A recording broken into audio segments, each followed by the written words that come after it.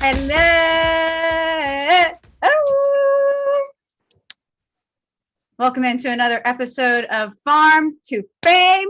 I'm in my childhood bedroom. I'm home this week, and I thought to myself, what is the best way to expose yourself?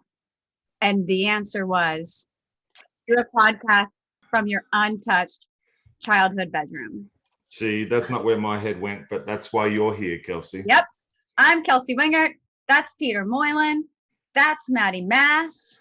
The backbone. He's what keeps this show together. We've just established once again. What's your bat, glove? What are we doing today, Peter? Today we're going to go with glove of the week. The glove of the week is my green and gold Australian Marucci. So love that for me. I also have, just by coincidence, two different baseballs from two different areas that I'm going to do some tests on. My own little tests on, by the way.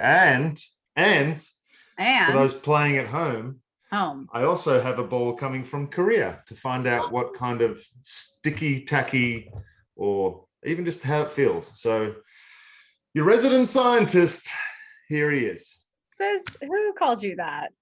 No one. Okay. No one said I can't call myself that either. Well, since I'm not in my apartment and I'm at my parents' house in Sugar Land, Texas, which is where Kevin Copps is from. That's legitimately your childhood bedroom? Can you not tell the walls are literally... What are all those medals up there for? I played volleyball, but those are soccer, which probably means they're from when I was like in elementary school. Wow. What medals do you see? And they stuck around, did they? Yeah. Oh, are they ribbons? What are they, ribbons? Yeah, you see that ribbon thing? So in Texas, those are called mums. So they're all over my bedroom. So when you go to homecoming in high school, your homecoming date makes you a mum, which is like this long. Can you even see it? Damn, how many homecomings did you go to? A lot. It's like, you see it? It's like long. You wear it like on your body to school that day, and then you wear it in pictures. Of course you do in Texas. Everything's bigger. Everything's understated. And since I don't have my bat, since I'm at home, this ball is signed by the 1996 Pittsburgh Pirates, which is where both of my parents are from. Is that a 1996 baseball too? Can you send that to me so I can run some tests on it? Yeah. Thank you. So that's what I got today. Maddie, how are you? Not doing a podcast from your childhood bedroom. So that's good. No. Looks like you're doing it from prison though, which is good. I'm in my childhood house. So not my bedroom. Posted up in the office of my childhood house. You look a little bit, can I be completely honest? I think we're friends. I think we reached that stage. You look a little bit stressed out. Is it one of those family gatherings where it's like everybody's at their wits' end about to punch each other out? No, I think it's more so that I've moved to a new apartment, right? That's complete. But because of July 4th, I just came and visited family. So it's just this weird flux period. And you've got to wait knowing that you've still got stuff to unpack. It's just sitting on your shoulders. Oh, you should see our new apartment. Oh, gosh. Notice how I flexed them a little bit? Did you see that? So like when you open the front door, the radius of the door is like openable. And then after that, it's like stuff. Have you made a pathway to go to like kitchen, bathroom? Oh, there's a path. Yes. It's like a hopscotch. Excellent. Well, love that for everybody. Love that you're in a new apartment, and your commute's going to be very important to get to the JOMBOY offices. So this is a big week, and I'm pretty stinking excited for it. For two reasons. The first reason, we're going to the All-Star game, baby. We're going to Denver. We out here. Not yet, but we will be out here.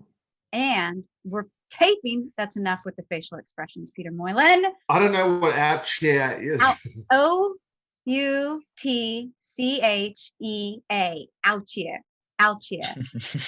We will be taping next week's episode from Denver. And apparently, I just found this out 10 minutes ago, they're making a little studio. Like, is it in like the JOMBOY house that there's happening? Is it like TikTok house but cooler? I believe it's in the popular house. which that's what Peter said. So Well, we're so excited to go to Denver, and DraftKings is sponsoring our trip. And this trip is going to be amazing. I mean, they have so many different things set up.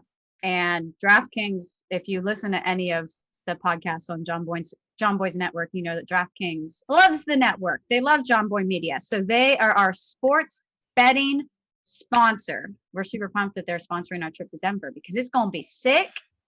Make sure you're using the code JOMBOY at sign up for DraftKings. Why are you laughing at me, Peter?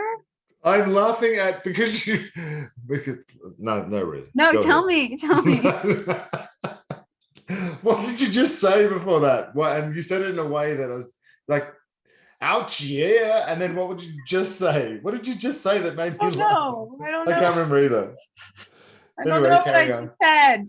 DraftKings. DraftKings is sponsoring our trip, and Peter's going to strike you guys out in Denver. We had like 50 tickets to some like meet and greet that sold out in apparently 3 hours, which is pretty sick. And then we're having the back alley ABs at bats. Peter Moylan's getting the arm ready. It's ready. And that's all thanks to DraftKings. So make sure you guys use the code JOMBOY at sign up. Peter, what % of people do you think you can strike out in the back alley? Are 95? See, I'm not going to make any kind of rash predictions as to my success rate against. I've never thrown said baseball, blitzball. So, you know, I might be the worst one out there. Who knows? But I also might be playing it safe and just not I'd say 96% of the people. How did you just go from trying to be humble about it to saying 96%? I'm not humble. I just wanted to give the illusion that I was humble before I just basically broke everyone's souls. Well, we're excited because we're going to Denver. Obviously, the Future Stars game is going to be taking place there. A lot of guys who we've talked about this year are on the roster, so that's sick. Detmers, who we've talked about. There is Spencer Torkelson. Bobby Witt Jr. made the roster, but we might update him in a little bit. Jared Kelnick, Julio Rodriguez, Adley Rushman. Those are on the AL. You have Cade Cavalli from the Big Three for the Nationals who will be there. CJ Abrams made it, but we might have an update on him later. Michael Harris and Drew Waters. Who, Maddie? Jason. 0 professional hits. He's in the futures. Yeah, that was wild. Yankees fans loved that, though. So the futures game is going on. We're excited to see the home run derby in Coors Field. Absolutely. That's a good one. Well done. Peter, do you have any takes on the all-star rosters that you want to hit on, or you don't care? Nope. I think they have so far done a pretty good job. I mean, there's always going to be snubs because there's only a limited amount of numbers. Go ahead. What do you got? I have one question that could spark controversy. Should Mike Trout have been voted a starter? You said no? No, I just don't like. When he's healthy, he's the best player, one of the best players in the game. Oh, one of now, yeah. For the last 10 years, he's been the best player in the game. But there's some competition right now, especially since he hasn't been on the field.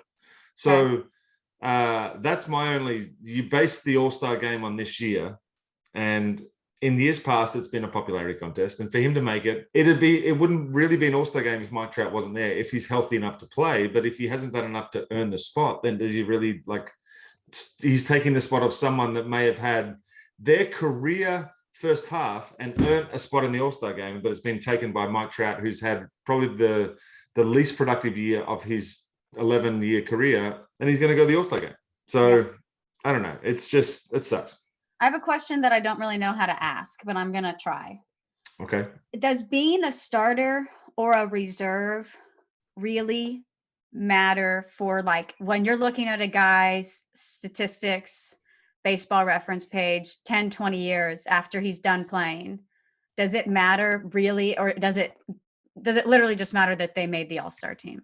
Let me answer that question with a question. Have you ever looked up whether someone was an all-star starter or non-starter? Because that's why I was like, well, I guess whether you make it as the 39th person selected or whether you start the game on the mound, you get the same accolades and the same once you are selected on that roster, you get to add it to your bio. You get to get paid your rewards money, and it doesn't matter what happens. And if you get selected and you choose not to go, you still get all that as well. And another person gets added. If you're hurt, you're still considered an all-star, and the person who took your place is also considered an all-star. So here's the thing. Here's the thing that I think might happen. I don't know if it's happened already because I haven't been paying attention to baseball really a lot over the last couple of days, but I think Mike Trout will obviously go, I don't need to go to the All-Star game this year, and he'll be replaced by someone that's deserving. So the fan vote is great, but a lot of the time the people that the fans vote in, those guys don't end up going because they haven't had the season that they think deserves it, and they won't go. But it'll still say all-star on a baseball reference page. 100%. Hey, how about some claps for Trevor Rogers and Adolis Garcia? Peter, thank you. Making the all-star game. We love our guys. We love our guys. Well done. Yeah. The second reason this is a big week is because it's the draft. So we have a guest today. And I cannot wait for this guest to come in because this isn't like a big budget show. Okay. We don't have any smoke and mirrors, but this guest has literally been sitting next to one of our hosts for the last 20 minutes. He is our resident draft expert. Yes. Because he is a high school pitching coach and saw a lot of these guys play this season because his school is awesome. And they played like IMG Academy. They also played Brady House in the playoffs. He's also my boyfriend. Oh. What? Wow.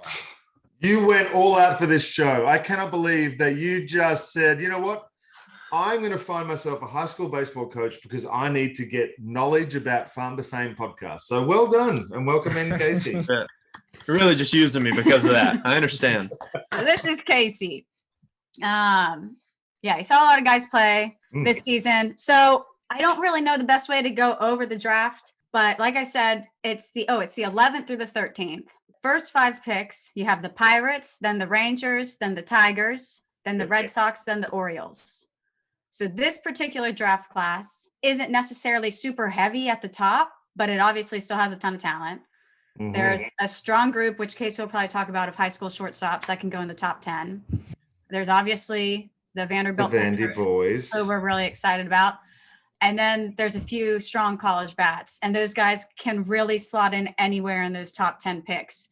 But the interesting thing about this year is there's not really a slam dunk pick for number 1. So, in years past, you kind of know who it's going to be. And this year, we literally have no clue. Is it that we have no clue, or is it down between 2 guys? It's between Leiter and the high school Marcelo? Yeah. You think Leiter could still go number 1? Yeah, I mean, it really just depends on what the Pirates are wanting to do and what kind of money they're wanting to spend. I mean, that's the hard thing is that's where the MLB draft's so different than what you get in the NFL or NBA where they're looking for immediate impact. These guys, you're really taking the best available, but you've only got so much to sign these guys with that pool money. And so a lot of teams try to go under slot with those first few picks so that they've got more money later on to get some value. So it really just depends on what a team like the Pirates is wanting to do. So the Pirates you'd say would probably be early stages to mid stages of a rebuild right now. So you'd think that they're looking for someone to make an impact in 2 or 3 years rather than someone that is a college. Well, I feel like Leiter would be someone that you maybe look to be in the big leagues next year, the year after, or. Yeah. I mean, and truly a lot depends on what the talk is with advisors behind the scenes, because a ton of these guys just have a number set already. Teams are aware of that. And so if a team like the Pirates is going into the draft and they've got an idea of what they're wanting to spend in that first round, and Meyer's at X and Leiter's at another number, that might be what they use to make the pick. So it really is, a lot of it does come down to that pool money that's available. Talking about Meyer, that's the shortstop out of California, the high school shortstop. The Pirates have been linked to him for a very long time. But like Casey said, the Pirates, like most teams at the top, are probably looking for a deal to save them some money for those later picks. So Marcelo Meyer, the shortstop, what I have on him is he has a potential to hit 15 to 25 home runs a season. He can hit for average, professional ABs. He has one of the best hit tools, some raw power. Scouts love him. And he's pretty good defensively with the glove too. So If you're going 1-1, he's got to be like you're going to spend your 1-1 on a guy that's okay defensively. Is he? Oh, he's It must above be. average. It must be a defense. good bat. It must be a really, really good bat, though. Yeah, I mean the scouts really like his bat because he can hit for average and he can hit for power, and he's a shortstop. Obviously, He's not a two-way player. Maddie and I were talking about this right before. He's not a two-way player at all.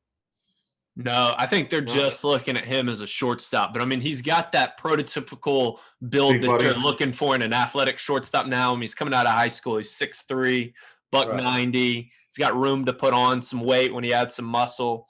I mean, you can see, like, if you just pull up some video on him, you can see what teams love about him. I mean, the athleticism's there. He's got a good barrel through the zone. He can play. Mm. So the Pirates have been linked to him for a long time. Y'all are talking about Leiter and Kumar. Some mock drafts have Leiter going second to the Rangers. He is so polished and refined on the mound. Obviously, he has like his entire family who played in Major League Baseball, and then he went to Vanderbilt, which is probably the top baseball school in the country. Yes, sir. Casey, do you think that Rocker hurt his draft by the season he had this year, or because start of the year we did a whole issue? It's not a magazine. We did a whole episode on them potentially going 1-2, and now he's looking like a 7-8. Who knows where he could go? Yeah, I don't know if it's as much he hurt himself as it is a lot of those high school guys came onto the scene because majority of them didn't have a season last year. So at the beginning of the year, you're going with the names that you know, and you knew that Leiter and Rocker were going to be in the mix without a doubt. But then all of a sudden you've got a kid like Watson and Meyer that pop up that shoot up the board. So I don't think he necessarily hurt his stock. It probably stayed the same. Those scouts know what they're looking for. Like if you spend any time with those guys, they're not necessarily just taking the results. They see the stuff and how it plays, and they've made their decision. So I don't think he necessarily hurt himself as much as other guys just popped onto the scene. Love it. Well, the thing with Leiter is somebody who he's going to probably climb through the minor league very quickly. Like he is very close to he profiles very quickly as a major league pitcher. So it'll be interesting to see where he goes this season. 179 strikeouts to 45 walks and 110 innings pitched. He had a 2.13 ERA in 18 games. Then when you're talking about Kumar Rocker, who, like Peter said, you really see in the mock drafts going not in the top 5 anymore. He finished the season 14-4 with a 2.73 ERA, 20 games. Also had 179 Ks to 39 walks and 122 innings pitched. Some of the things that you hear people a little bit worried about him, his velo dipped earlier in the year, which scares some guys. Some scouts have mentioned his mechanics. Casey and I were talking a little bit about that last night. High elbow, and you were talking more about like his release. Yeah, we were just discussing it, and really it's just that inconsistent release point that he'll have sometimes, but it's to be expected. I mean, he's a big boy, so it's going to take a little bit to find that, but the stuff's there. And when he's on, I mean, Peter, you said he's on. He's as good as they get. Yeah, he's disgusting. I still don't know how that's a subject for another day, but imagine being a college and having to face those two back to back. Like, come on now. What's the point? The Rangers have been tied to Leiter. They've been tied to Khalil Watson. They've been tied to Henry Davis and Jordan Lawler. The Tigers pick third. Obviously, they would love to see a guy like Meyer follow them, but they're also talking about Watson, Brady House, who is somebody who Casey's team, Alatuna, played in the playoffs, and Leiter and Rocker. The Red Sox, you have heard a lot of talk that they do have those Vandy Boys circled, which I feel like a lot of teams obviously probably do. Those are two guys who, like we said, can shoot through the minor leagues. And then the Orioles, like they usually do every single year, they're expected to try to save some money with their first-round pick, but they're connected to Watson, Sal Frelick, Kumar, Harry Ford. Sneaky just called the Orioles cheap, by the way. Yeah, sorry. Oh, no. But so Jackson Jobe, some of the things I read about him, premium velocity, said to have the best slider in the draft. There's loads of upside, but he's a right-handed pitcher out of high school. So you don't know if he'll go in the top 5. Henry Davis is the top college bat in the country out of Louisville. He hit 370 this season with 15 home runs as a catcher. He had 7 more walks than strikeouts. So he's somebody who a lot of teams might like too. Sal Frelick, an outfielder from Boston College. He's 5'9". We love that. So the hot topic recently has been evaluation and what teams. I've been mainly thinking about teams in the minor league side of things, but think about the evaluation that's gone on in high school and college over the last 6 months since everything's opened back up again. Think about the changes that's going to happen. There's going to be some shocks in this draft that people are going to just come out of nowhere that are on no one's draft board, that some dude in the backwoods of Kansas is just doing what was that story? The Sid Finch thing again. He's throwing 115 miles an hour at the back of, so someone's going to get discovered during this draft that we have not even heard about. And they're going to go in the top 20 picks and people are going to go, what? And I'm going to look like an expert. Yeah. Even though I don't know who it is right now, but someone, write that down. Someone. Freelick's the 5'9" guy out of Boston College, 70 grade runner. He slashed 359, 443, 559 this season. Doesn't have a ton of power, but you'd love him at the plate. Great plate discipline, works pitchers deep into counts. Jordan Lawler is another shortstop out of high school in Dallas. This is a guy we could see first overall. We could see him anywhere really between like first and seventh. He has comps to Bobby Witt Jr., but they do think that he's probably a bit more polished than Bobby Witt Jr. out of high school. Khalil Watson is a shortstop out of high school as well. He's committed to NC State. He has the ability to hit for average and power. He's quick. He's generated a lot of buzz to go in the top 5, but he could fall lower than that. This is how the whole draft is. All of these guys have generated buzz in the top 5. It could go lower. Brady House, who you guys played. Yeah, I can speak to House because I saw him 9 times in our series with him, and he's a nightmare. 6'3", 225-pound high school shortstop that can move. He's got plus power. He can really, really swing it. That gets through the zone really well. I know a lot of people have talked about him moving to a corner just because he might get too big for short, and he could do it. I think he's going to have the power to move over to third or move to a corner outfield. But this kid, he's also 96 to 98 off the bump, and he's a great kid. Like when you're just looking at general makeup of high schoolers, you don't know what you're going to get because they're all at different maturity levels. And man, this kid was the complete package just from what we saw. Carried himself really well, did his thing, and he was really fun to watch. Just to touch on that too, yeah.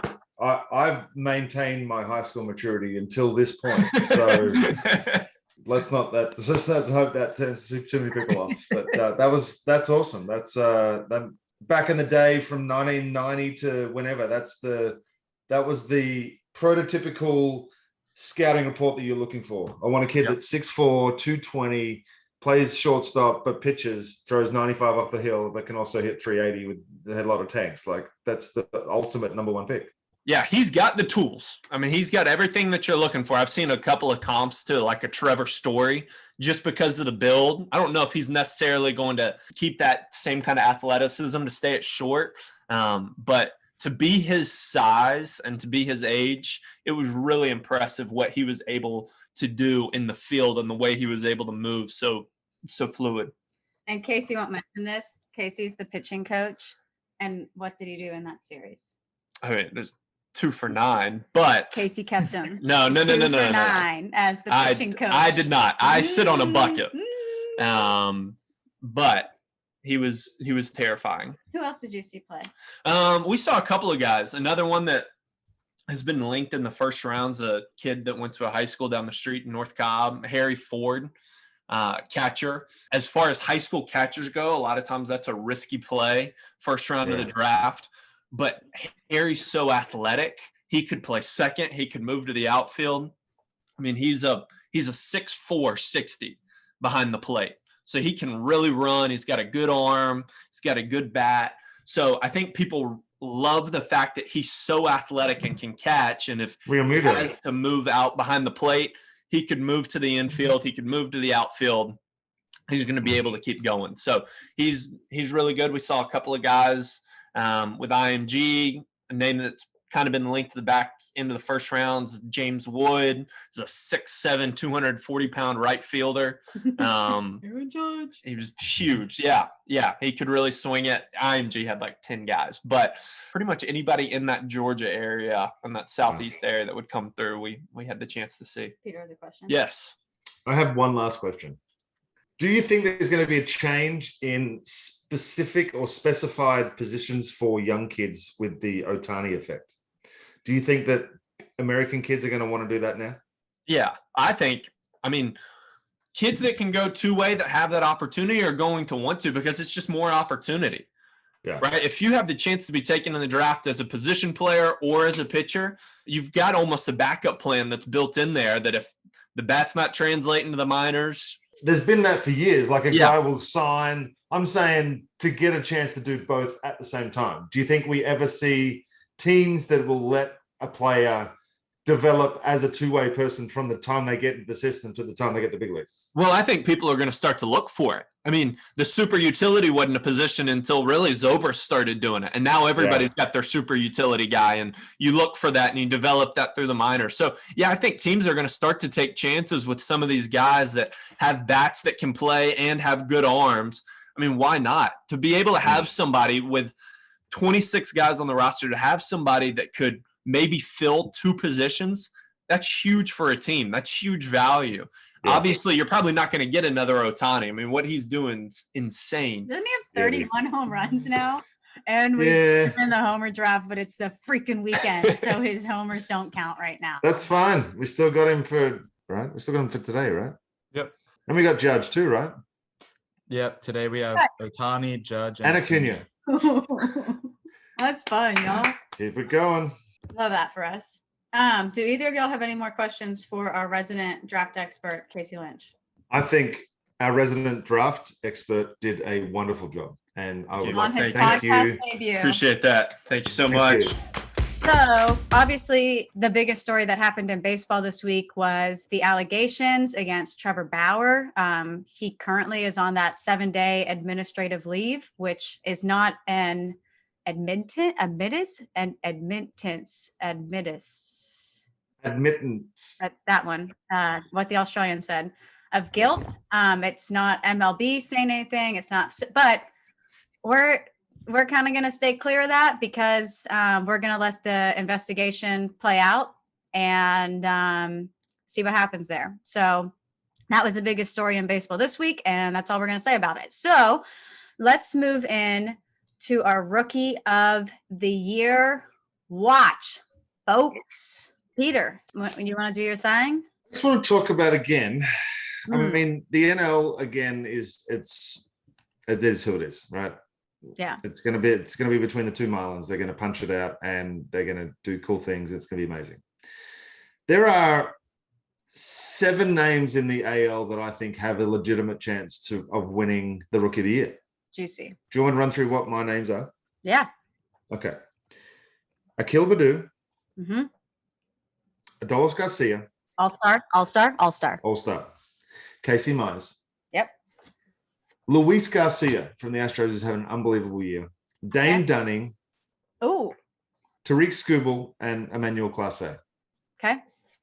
There you go. I think legitimately that any one of those guys can come up if Clase gets 20 saves for the rest of the year. I just don't know, because it's not like with the MVP where you kind of lead towards a hitter because the pitchers have the Cy Young Award.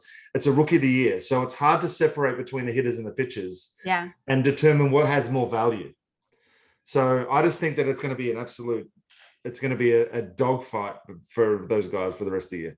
Luis Garcia for the Astros this week. Yep. 4 innings, 4 runs. I don't know if you mentioned Randy Arozarena in that list. I didn't. And I'm surprised I didn't. His last 7, he's hitting 174. He's hitting 252 on the season and 10 home runs. So none of those numbers at all really jump out to me, but we'll mention him out of respect with a K. Comparing hitters to hitters, Adolis Garcia is better in every category, it seems like. So. Yeah, Adolis is hitting 270 with 20 home runs and 58 RBI, 8 stolen bases. He has a 4-game hit streak right now, and he's the first Rangers rookie in franchise history with at least 20 home runs prior to the All-Star break. Good for him. And it's just like we've talked about his story on here. Both former Cardinals, which I think is the best part to mention every single time because the Braves and the Cardinals have a wonderful history. And he was DFA'd so many times, and I can only imagine how difficult it was, even just getting to America to play baseball. And he's an all-star now, and we love that for him. Akil Baddoo Three of his last 4 games have been multi-hit games. He had a 3-hit game and 2 2-hit games this week. Sunday, he had 2 RBI and 2 hits. He has stolen 5 bases in his last 6 games. You would know that if you followed Farm to Fame on Twitter. On the season. And this is a guy who we talked about so much in the first 2 weeks. And then we have not talked about him at all until the last 2 weeks. And he's upped his average to 281, which is like awesome that he's back in these conversations. That's what my next point was going to be, is that I think I've mentioned this a couple of times, but the impressive thing is that he got off to such a hot start, and then he was sort of backed off, got figured out, whatever it was. But the adjustment made by him to come back and just be on a tear that he's on is really good to see. I hope the same thing happens to Yerramin, but I didn't even mention Yerramin in my conversation because that seems to be. Well, our guy got sent down to AAA, Yermin Mercedes. So we'll keep an eye on him. I don't know. I'm kind of not excited that he got sent down, but excited to see if he can turn it around in AAA and figure some things out. But wrapping up Akil Baddoo, like we were mentioning, last 15 games, Peter, he's hitting 364. Last 30 games, he's hitting 315. So Akil Baddoo has definitely worked his way back into those talks. Casey Mize was an interesting story this week. So Friday versus Detroit, he threw 3 innings. And everybody was like, what's going on? Oh, no, that'll be arm management, right? Yep, the Tigers are starting to limit his innings. Casey Mize came out and he said, this was no surprise to me. I knew they were going to do this. Casey Mize, his whole thing, and he and the Tigers both agree, they don't want him to move to the bullpen. They want him to stay on his regular schedule, his regular routine. They think it's best for his short-term and his long-term health. That's really smart. They're just going to have him for the next few starts, pitching 2 to 3 innings at most, and keep him on that regular starting rotation. That is so smart. That is so smart. Because the old thinking rule would be, I'll just whack him in the bullpen. That'll give him a rest. It's not that he's on a schedule and every time he gets up to play catch or throw, he's going to get in the game like he does when he's a starter. So they forget about the dry humps. They forget about all the things that goes with being in the bullpen, and they just see it as a rest for these guys. And I've seen many guys go for their rest and end up blowing out. So I think that is a really, really smart decision. And I am interested to see how the teams who are competing go about their innings management and their injury management, I guess you'd call it, because it's the increase in innings is going to be a real thing come the end of this month and then creeping into August. I know with Trevor Rogers, who I don't know if you would say the Marlins are, obviously contending or anything or fighting for a playoff spot this season, but the Marlins came out and said he'll start today versus the Dodgers, and then I'll have one more start this weekend versus the Braves before the All-Star break. But he did make the All-Star game. But then after the All-Star break, he's going to open up as Miami's 5th starter out of the break to limit innings. And I'll be curious to see what they do with Trevor Rogers. But with Casey Mize, you think about last year he pitched 28 1/3 innings after being called up in August. And that was his MLB debut. This season, he's already at 91 1/3 over 16 starts. He's on pace for 176 innings pitched. So I think it's genius, like you said, Peter, what they're doing with him. It's what Casey wants, because he wants to be able to finish the season without having to shut down in September. I think the Tigers are doing what's best for him. He has a 3.55 ERA on the season. He's been consistent. He's been good. So that is the AL. To go through a few guys in the NL who had meh weeks, Dylan Carlson is hitting 200 in his last 7. Jazz Chisholm Eastern Career King. He gets a shorter one this week because he's hitting 208 in his last 7. Ke'Bryan Hayes is hitting 045 in his last 7. He was 1 for 22 in his past 6 games. But we talked about Trevor Rogers. He started versus the Phillies on Tuesday, 5 2/3, 2 runs. Peter could have guessed that if he wanted to. Everyone who listens to this pod can guess that. Yeah, but he did have 4 walks, which we don't see with Trevor Rogers a lot. That's why they shut him down. He had 2 extra walks. That's it. You missed the consistency. He's lost his title. His ERA inflated all the way up to 2.14. The last 2 guys in the NL that I'm surprised that you didn't mention Peter. Well, one of the guys is Mm, Jonathan mm, India. Reds mm. fans love this guy. How can you not though? Yeah. They loved him and they loved Tyler Stevenson. So Jonathan India on the year is hitting 265 with 32 RBI. In his last 15, he's hitting 304. Last 30, hitting 303. He got an RBI by a hit by pitch to tie up the game on Sunday. And that strut after he got hit to first was just like manly. It was like, okay, what is that? Hulk, Thor. So, and he's been really good at second as well. So he moved to the leadoff spot on June 5th. And there was a tweet I saw a few days ago. I don't know if it still stands, but since he moved to the leadoff spot, he was leading MLB in runs since then. And the only reason I didn't mention these guys is because the distance between Rogers and the rest is just, it's so huge that he's going to have to basically shit down his own leg for the second half. And I don't think it's going to happen. So, but it's good fun. Jonathan India, friend of the pod. Well, is he a friend of the pod if we just talked about him? Yes, he is now. I made that decision. That hair makes him friend of the pod. And Tyler Stevenson and him are teammates, and Tyler Stevenson follows up. So 6 degrees of separation. Well, he's part of us. So yeah. Well, Tyler for him. Stevenson has interacted with us on social media, and that's how I say that somebody's a friend of the pod. And if I was doing rookie dress ups, I would dress up Jonathan India as Jack Sparrow. What would you dress up Jazz Chisholm as? Oh man, he'd just go as himself. He is a character in himself. Hey, who you going for Halloween? Myself, bitch. Who you think? Yes. Oh, what would be another one that you could dress up? Those are probably the funny ones because they have the longer hair and the purple hair. And like we mentioned earlier, your main Mercedes sent down to AAA. Do you guys want to get into our top 10 prospect of the week? Do you have something to say, Maddie, or are you holding up a goalpost? Both. Okay. So the only other thing, and he's not a contender for Rookie of the Year because he's fallen off since his debut, but I think that we like the stories of the people that go through some hardships and it's a longer track to the majors. So Yermin got sent down and Jake Berger took his place on the White Sox roster. And Jake Berger is somebody that got drafted 11th overall in 2017. Then in 2018 suffered 2 separate Achilles injuries. 2019 suffered a heel injury.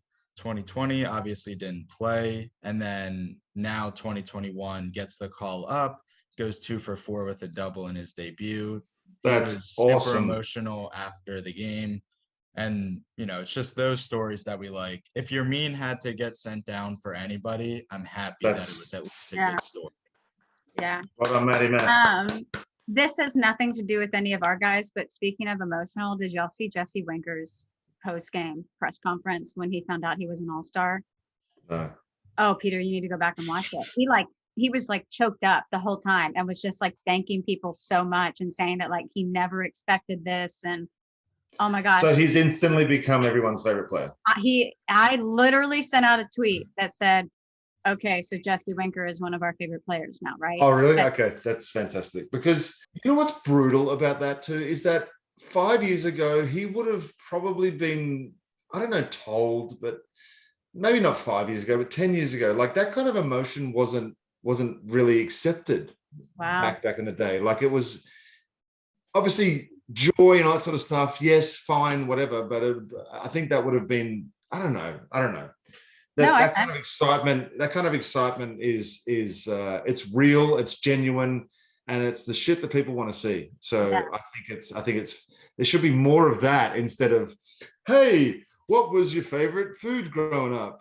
What's your favorite color? Like, can we stop asking the same questions and putting it up on video boards every year and just actually get some real content out there? Yeah, please? It was a very moving press conference because he was just very emotional and just saying he would have never expected this and how much it means to him. So we all love Jesse Winker. We also love Brett Phillips after his pitching performance for the Rays this week. Top 10 prospects. You want to start, Pita? Or do you want me to start, Pita? I think it worked well with me starting last week. Go ahead. Okay. J.P. France, drafted by the Astros in the 14th round of the 2018 draft out of Mississippi State. Hey, the champs. The champs started the year in AA, pitched 8 games, 5 starts, and punched out 50 guys in 33 and 2/3 innings. Gets called up to AAA. The Sugar Land Skeeters, baby. We're home. We out here. I'm going to go watch you play, boy. Since said call-up, he's made 3 starts, covering 13.1 innings. And in back-to-back starts, he's punched out 9 guys. 2 starts in a row with 9 punches. And he only went like 5 innings and 4 1/3 innings, something like that. So, JP, congratulations on your couple of weeks, my friend. Well done. The Skeeter Stadium is literally like 2 miles from my parents' house, and it's sick because the scoreboard is the shape of Texas. How long are you down there for? Until the 8th, so until Thursday. Do they have games on the No, schedule? they're Oh. freaking out of town until the day that we leave. We are going to the Astros game on Tuesday, and the Astros are playing Oakland, and we have Chris Bassett versus Framber. Mm. So yeah, we're going to that game. But I'm the Skeeters Stadium because they were an independent league team for the last, I don't know, I think they've been in existence, I think, since I was in college. And those games are just so much fun to go to because it was a new ballpark. It's beautiful. It's well built. They have those really tall margaritas that you can get. And I've watched Tracy McGrady pitch for the Skeeters, but now they're legitimate. Okay, my turn. This is a guy we all know. Wander Franco, folks. I'm talking about him because he was not playing well after his debut at all. He had an amazing debut and it was so hyped up. And then he went hitless in a ton of games. Well, he's riding now a 6-game hit streak. He's hitting 286 over his last 7 games. And he upped his average from 136 to 233 in that stretch. 233, we don't really like it. But when you realize that he's upped it a full 100 points, we like that. And on Sunday, he went 2 for 4 with a double and a home run. And Peter's hat. He looked like one of those little kids in a movie that should be holding a balloon or something. Yeah. What did you do to that hat? Can you? So have you ever seen the movie Side Out? No. It's a beach volleyball movie, and this is how they wore their hats in beach volleyball, and it had Side Out under here. Well, I just you didn't mess it up, did you? No, it can just flop straight back down. Boom. Now it looks like bird wings. Well, I look like seagull wings right now. If I do Look at this, my does it look hat. like a seagull wing floating? Got a farm, and I'm wearing a You're farm to so paint shirt. unbelievable. You're so I know that you're not supposed to do this, I guess. I think I heard Trev talk about it on Talking Baseball that you're not supposed to wear the podcast you're on. That's why I don't merch. do it. Yeah. But Other what people I'm should be trying to wearing it. do, I'm just trying to make sure people know that we have merch now. And this is a cool crop top. I don't know how to stand. It's soft. It's a crop top. Has the logo. It's neat. Jake would Good. love it. Jake loves crop tops. Okay. So yeah, Wander Franco playing well now, and we love to see it. Your turn. Max Meyer. Okay. Drafted by the Marlins in the first round, 3rd overall out of Minnesota. He was, let's just say that he is having a pretty good year. Fish who pitch, this is another fish who pitches. A couple of back-to-back gems pitching for the Pensacola Blue Wahoos versus the Biloxi Shuckers. 2 very nautical names. Let's go. 6 innings, 4 hits, no runs, 6 Ks. 5 innings, 4 hits, no runs, 4 Ks in back-to-back starts against the same team, and was also named the All-Star Futures game, one of the pitchers in the All-Star Futures game. So well done to you, Max Meyer. I think he'll be a September call-up this year, or maybe part of their plans next year. But What year was he drafted? Wasn't he a recent draft? 2020. I was gonna say, you think he'll Yeah. debut? You think he could be debut? I mean, if he keeps going, he's in AA now. That's where if he has a good finish to the season and the Fish are in contention, why wouldn't you bring him up in September and throw him in the bullpen and see if he can't get some outs? Well, speaking of a guy who we could see this season, how about Jose Miranda for the Twins? The 16th prospect for the Twins. He's in AAA, okay? He was drafted 73rd overall in that, I don't know, those rounds that come after the rounds. He was in the second round of Supplemental. those ones. I say he was drafted 73rd overall in 2016 out of a high school in Puerto Rico. In 2 levels this season, he's hitting 356 with 16 home runs and 46 RBI. So he played 47 games in AA, where he hit 345 with 13 home runs and 38 RBI. And he has 5 games at AAA, where he's hitting 455 with 3 home runs and 8 RBI. He was called up on his birthday, June 29th, and he went 5 for 6 with 3 home runs. Oh my God. 2 solo home runs and 1 grand slam. He had 6 RBI in his debut on his birthday. And his 15 total bases are the most in any game in all of baseball in 2021. So how's Wow. that for a debut? You should have either started or ended with that one. Holy cow. I know. Does it get any better than that? He has a hit in every game since he's been called up, 2 multi-hit games, and he had to play at third. That was number 3 on SportsCenter. So that's Jose Miranda for the Twins, who, if he keeps playing at this rate, we might see him. Man, I might Okay. just go watch him wherever he's at. Okay, well, this begins the segment of there are far too many Kevin Smiths in baseball. But starting off with Kevin Smith with the Buffalo Bisons, drafted by the Blue Jays in the 4th round of the 2017 draft. He's clearly finding his feet. Okay, so in May, he started off, pardon me? Finding his feet. Oh, I thought I can hear my dogs barking. I thought you must have been hearing my dogs bark, but yes, finding his feet. Some people can't find their feet. A lot of fat people can't even see their feet. I was about to lift up my foot, but there are some weirdos on Yes. Twitter who Don't have do like that. a foot fetish with women and TV. It is the tweets that I get if I post a picture on Instagram and like my toes are showing. People Yeah. like That's why random people men. blur them out.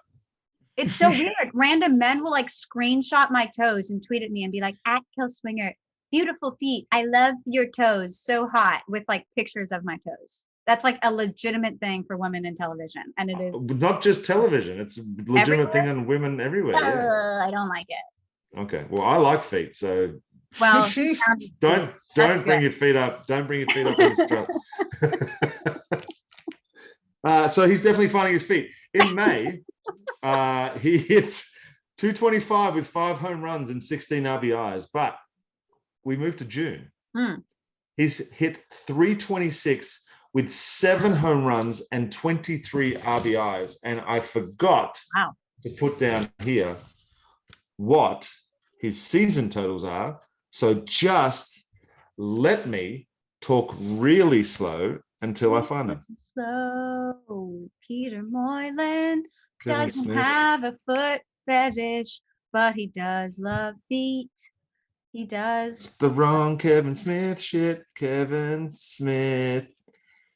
Don't the Braves have a Kevin Smith, but he spells his name with an A? Yeah, It's a common name. it sure is. Matt, you ready? Yep. So Kevin Smith for the season is now hitting 277 with 12 home runs and 40 RBIs. And that's good enough for the team lead in both. And it was also his birthday yesterday, Sunday.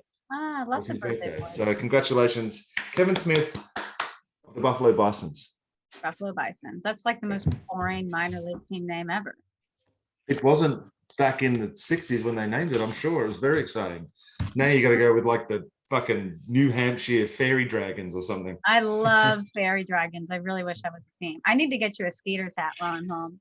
Julio Rodriguez. We know who he is. J-Rod, baby. 5th overall prospect in MLB. He got promoted to AA, folks. He's also, like we mentioned earlier, going to be at the Futures game. So in high A, before his promotion, he had 325, 6 home runs, 21 RBI in 28 games. Then he was promoted to AA on last Monday and made his debut Tuesday night. After 5 games in AA, he's hitting 353 with a double, a home run, and 4 RBI. Hit a doubleheader on Friday, which really like shot his week up, and he hit his first AA home run in game 1. It was a go-ahead 3-run shot that gave them the win. Go ahead. And he had 3 hits in game 2. It was 3 for 3. So he reached base, and he had 3 walks. He reached base 7 times across a doubleheader. That's a good day. So Julio Rodriguez is promoted to AA and performing in AA. Keep coming up because we want to see he and Kelnick in the outfield. Hashtag trending upwards. Trending upwards. I forgot about that this week. I was going to bring it back. Yep. It's like fetch. Pitcher Kevin Smith. Another Kevin Smith. Yeah, pitcher Kevin Smith. Drafted in the 7th round of the 2018 draft by the Mets out of Georgia. Go Dogs! Straight up doing it in AA, guys. He had a 1.04 ERA with 37 punch-outs in 27 innings and got called up to Norfolk AAA team. He's made 3 starts so far, striking out 19 in 14 innings, including yesterday, where he went 5 innings, 2 hits, 9 punch-outs. So for the season, across 2 levels, he currently has a 2.03 ERA, a 1.13 whip, and a 0.203 opponent's batting average with 56 punch-outs in 40 innings. Pitcher Kevin Smith, congratulations on your start. Alek Manoah. We know him. Big guy for the Blue Jays. I think he's 6'6". Reasonable slider. Reasonable. Friday versus the Rays. 7 shutty with 10 Ks on 109 pitches. His ERA dropped to 270. And he struck out 7 guys in a row. That set a Blue Jays record. He didn't allow a hit until the 6th inning. And it was his first start following a 5-game suspension for throwing at an Oriole. 4 of his 7 starts have been quality starts. Another record he set with that last start, he has 43 strikeouts overall over his 7 starts. That's the most of any Toronto pitcher in his first 7 starts. He's also in that situation where the most innings he's thrown in a single season is about 125 innings. So, and that was like between college and minor league that year. So we'll see what we've talked about with Mize and Rogers, what they'll have to do with Alek. He's a big boy. He's like a big boy. So not to go serious all of a sudden, but it just came to my head and I'm going to speak it. Speak it. We've already had a lot of injuries this year across the league. Yeah. Pitchers, hitters, doesn't matter. And we still haven't reached the point where we really know what's going to happen post All-Star break with these guys. So I'm really hoping that it doesn't, a lot of guys don't reach their limits, but I hope that it's not win at all costs for a lot of these teams either. Yeah. Well, after these next 2 guys, there's a ton of injuries that happened this week. I mean, it's happening. There's so many. And I think Ken Rosenthal had an article out on it. I don't know. I think we talked about it like early in the season about how many injuries there are this year. And it's just spiked. But you want to do your guy? Yep. Ryan Pepiot, drafted in the 3rd round of the 2019 draft by the Los Dodgers. He's ranked 7th prospect for the Los Dodgers. He threw 7 no-hit frames yesterday. He went out for the 8th and gave up a hit, but 7 no-hit frames yesterday. And that's just to go with already what he's done this year, which has been pretty freaking impressive. 10 games, 9 starts, 1.73 ERA and a 0.84 whip with 57 strikeouts in 41.2 innings. And 5 of his 9 appearances have been scoreless. Wow. So Ryan Pepiot, well done. He wasn't on my radar until about 2.5 hours ago. So what's the last name? Pepiot, Pepiot. It kind of reminds me of that scene out of Forgetting Sarah Marshall, where he goes to the Hawaii and he needs a Hawaiian name, and he's like Pepiot. So that's Pepiot. That's a good movie. Yeah, it's such a. I've actually seen. We need to go and do a 90s 2000 movie marathon and just sit there and just laugh our tits off. I don't want to do that. My massive pecs. Okay, was that your last guy? This is my last guy. Do you know how to say his name, Maddie? Yainer? Yainer? In my head, I was saying Yainer, but Yainer. I like Yainer. Yainer Diaz for the Indians. Lake Lanier. Oh gosh, there's like a documentary coming out about Lake Lanier. I'm so excited for that. So he's in low A for the Indians. On the season, he's hitting .328 with 2 home runs, 29 RBI. Peter, he has a 16-game hitting streak. That's good. 16 games, 10 multi-hit games in that streak. He's 27 for 68. That's good for 397 in that stretch. And in 2019 at 2 levels, he hit .341 with 7 home runs, 40 RBI in 54 games. Wow. So he's on a good stretch right now, and he was on a good stretch in 2019. Go off, King. Those are our top 10 prospects of the week. We have to say one honorable mention because he deserves it. Garrett Mitchell's the Brewers' #1 prospect. He was drafted in the 1st round last year for them. This week, Garrett Mitchell has a .480 batting average with 12 hits, 13 runs, 2 homers, both of which came yesterday, which was the big news, and 7 RBI. Wow. The best thing about it was yesterday he hit those 2 home runs and got the call from high A up to double A. So all around good week for our guy, Garrett Mitchell. Promotion pod, well done. Promotion pod. Okay, let's cruise through these injuries because there's a lot, folks. Go for it. Okay. First injury, Bobby Witt Jr. He's in double A for the Royals. Left the game early on Sunday after apparently tweaking his ankle while fielding a double play grounder. He immediately lost his balance and reached for his ankle. He was able to walk off on his own. Yes, Peter? The ankles are much better than anything else, just to let you know. Go ahead. Well, that's good. Well, the team has an off day today. We'll see if he's in the lineup on Tuesday. Next injury, another bad one, sad one. CJ Abrams for the Padres. The Padres' top prospect. He's a shortstop. He fractured his left tibia and a sprained left MCL after a collision at second base in the 9th inning on Wednesday. He's going to miss the remainder of the 2021 season. This is a guy who we said earlier made the futures roster. The Padres pegged his recovery time at 3 months, so he might be able to make it back for winter ball or the Arizona Fall League. Australian Baseball League? Yeah, maybe Australia. Who knows? 42 games at Double A this season. He was hitting .296. And shortstop for the Padres, obviously Tatis is there. In 2018, Tatis was ruled out for the season in July while playing for Double A after he fractured his left thumb. Fun fact, he would never play another game in the minor leagues after that. So that's CJ Abrams. 2 guys for the Pirates who we've talked about are 6'8" or 6'7" shortstop, Oneil Cruz and Roansy Contreras. I think I said this. They're both in Double A for the Pirates. They're both dealing with some forearm soreness right now. They'll be evaluated this week in Pittsburgh by the team's medical staff. Been there. You've been there? Forearm stiffness, yeah. Ben Cherington's the GM for the Pirates. He doesn't seem too concerned, it's a huge deal, but they're both going to get seen in Pittsburgh, he said. Oneil Cruz is batting .298 in 43 games, and Contreras was acquired from the Yankees, and he's 3-1 with a .235 ERA. And he was also supposed to be in the futures game. Tyler Freeman for the Indians in Double A was placed on the IL with a left shoulder injury. He's only struck out, Peter, 104 times in 1,038 minor league at bats. That's really impressive. Yeah. He was snubbed by the futures game, but he jammed his left shoulder, and it was the same shoulder that he had surgery on for a torn labrum earlier in his career.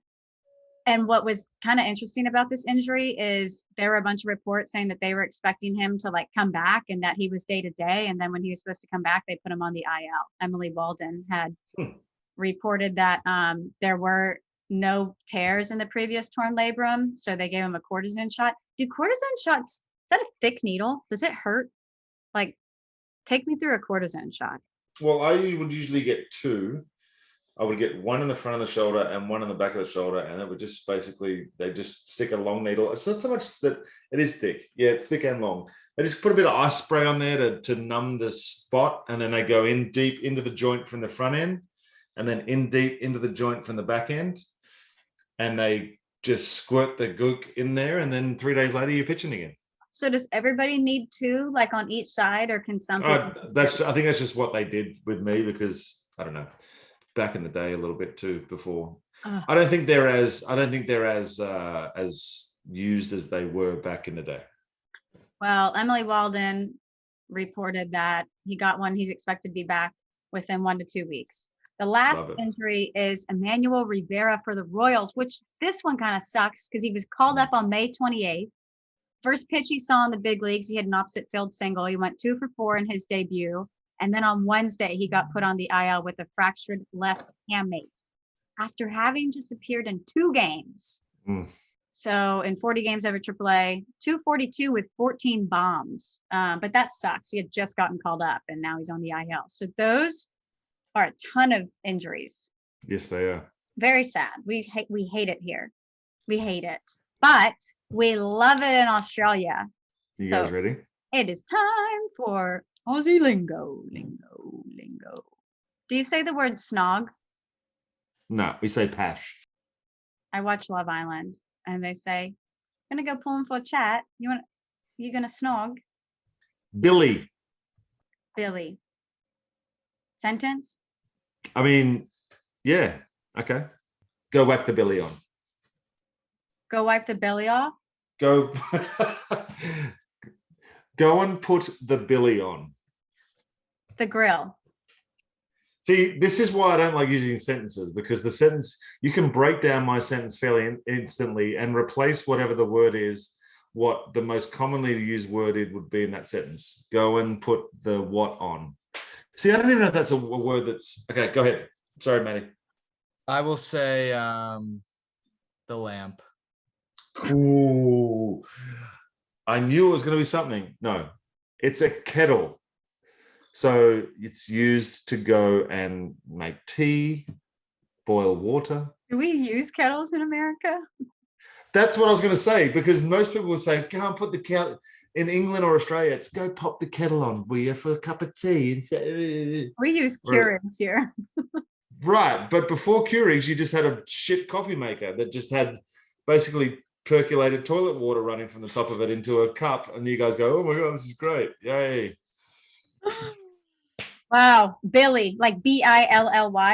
Yeah, just as it's spelled. Awesome. All right, see ya. Bye, guys. That was a good.